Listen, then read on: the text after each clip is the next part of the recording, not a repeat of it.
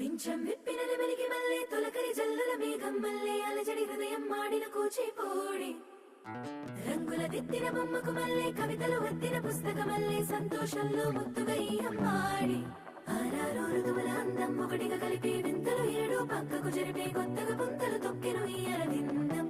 అమ్మమ్మో తాండవమాడే కృష్ణుడి నుండి వేణువ గానం తీయగ పండి రాధకు ప్రాణం ఉప్పొంగే ఆనందం